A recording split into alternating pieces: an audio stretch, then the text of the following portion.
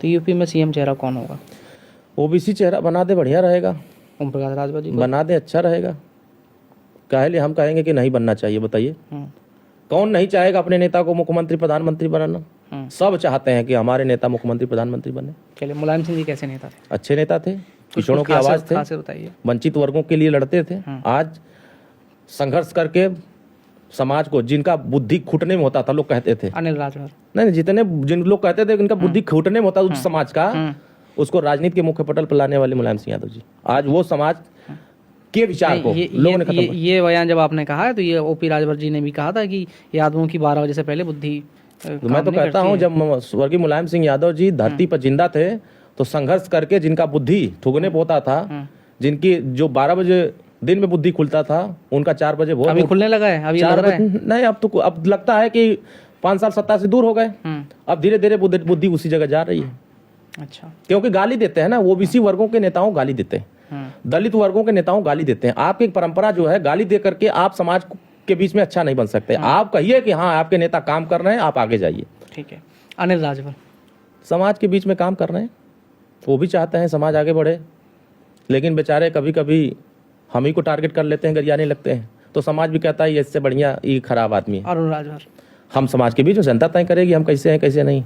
आप बताइए। अब जनता तय करेगी, हम मालिक थोड़ी ना है जनता के, जनता मालिक है। ओम प्रकाश राजभर हमारे नेता समाज के शेर हैं, जनता के लिए लड़ते हैं, वसूलों पर आँच आती है तो टकरा जाते हैं। सत्ता में रहकर लड़ने वाला, सत्ता में रहकर सत्ता को से इस्तीफा देने वाला अगर कोई नेता माननीय ओम प्रकाश राजभर, आज कोई प्रधान का इस्तीफा नहीं दे सकता है।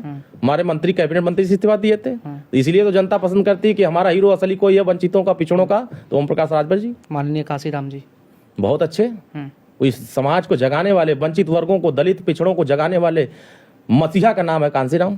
जो आपके दारा सिंह जी हैं, उनसे आप काफ़ी आपकी पड़ती है, घोसी में इलेक्शन हुए लेकिन आप जिता नहीं पाए। नहीं, उनकी गलती थी इसलिए नहीं जीत पाए। आपके तो साथी थे, आप तो उनको नहीं समझा सकते थे। ऐसा है ना कि जब आदमी मंत्री बन जाता है तो उसको अहंकार आ जाता है, वो अहंकार उनको आ जाता है। आज भी वही अहंकार है। मंत्री बन गए तो छोड़ दिए विधानसभा। वो तो महाराज जी का और अमित शाह जी का कृपा हो गया कि बन गए, नहीं तो इनको कोई पूछता, कोई नहीं पूछता। वो तो रहमो करम पर काम कर रहे हैं। समाज में क्या है वजूद समाज समझ वो जानता है। ब्रजेश पाठक जी के बारे में क्या कहेंगे? पाठक जी अच्छे नेता हैं, लड़ने वाले नेता हैं। प्रदेश में जितने मेडिकल कॉलेज बनाए हैं, इनके अगर ये नहीं रहते तो लगता है कि मेडिकल कॉलेज विहीन जिला हो जाता। अच्छे स्वास्थ्य व्यवस्थाओं को सुधारने में प्रयास किया इन्होंने। ओबीसी का सत्ता पक्ष में 2 बड़े नेताओं का नाम अगर लिया जाए या 2 में से एक को चुना जाए, अगर मैं रखूँ ओम प्रकाश राजभर जी और केशव प्रसाद मौर्य जी, तो किसको आप? माननीय ओम प्रकाश राजभर जी। क्यों केशव प्रसाद मौर्य जी क्यों? डिप्टी सीएम है, भाजपा के इशारे पर बने हैं।